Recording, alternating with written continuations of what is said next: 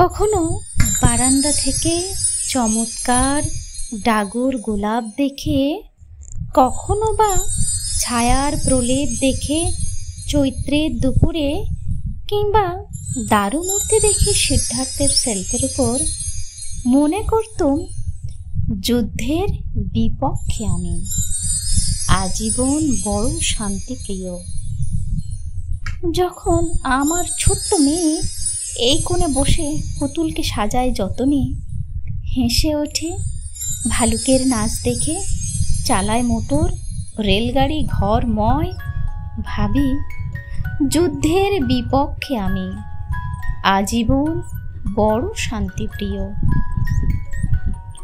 যখন গৃহিণী সংসারের কাজ ছেড়ে অন্য সাজে রাত্রিবেলা পাশে এসে এলিয়ে পড়েন, অতীতকে উস্কে দেন কেমন মাধুর্যে অরূপ বচনাতীত, ভাবি যুদ্ধের বিপক্ষে আমি আজীবন শান্তিপ্রিয়।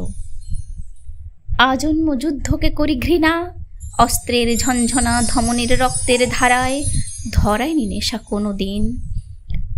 যদিও ছিলেন পিতা সুদক্ষ শিকারী, নদীর কিনারে আর হাসময় বিলে মারিনি কখনো পাখি একটিও বাগিয়ে বন্দুক, নৌকার গলুই থেকে অথবা দাঁড়িয়ে এক গলা জলে। বাস্তবিক কস্মিন কালেও আমি ছুঁইনি কার্তুজ। গান্ধীবাদী নই, তবু হিংসাকে ডরাই চিরদিন। বাদলে লড়াই কোনোখানে বিষাদে নিমগ্ন হই, আজন্ম যুদ্ধকে করি ঘৃণা। মারি আর মনন্তর লোকশ্রুত ঘোড়সওয়ারের মতোই যুদ্ধের অনুগামী। আবাল বৃদ্ধ বনিতা মৃত্যুর কন্দরে পড়ে গড়িয়ে গড়িয়ে অবিরাম। মূল্যবোধ নামক বৃক্ষের প্রাচীন শিকড় যায় ছিঁড়ে, ধ্বংস চতুর্দিকে বাজায় দুন্ধুবি। আজন্ম যুদ্ধকে করি ঘৃণা। বিষম দখলীকৃত এ ছিন্ন শহরে পুত্রহীন বৃদ্ধ ভদ্রলোকটিকে জিজ্ঞেস করুন, সৈনিক ধর্ষিতা তরুণীকে জিজ্ঞেস করুন, কান্নাক্লান্ত সদ্য বিধবাকে জিজ্ঞেস করুন,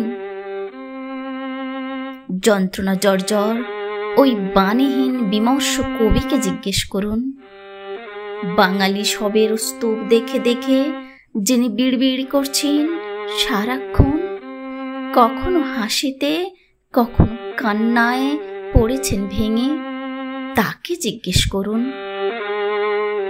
দগ্ধ স্তব্ধ পাড়ার নিঃসঙ্গ যে ছেলেটা বুলেটের ঝড়ে জননীকে হারিয়ে সম্প্রতি খাপছাড়া ঘরে ইতস্তত, তাকে জিজ্ঞেস করুন। হায় শান্তিপ্রিয় ভদ্রজন, এখন বলবে তারা সমস্বরে যুদ্ধই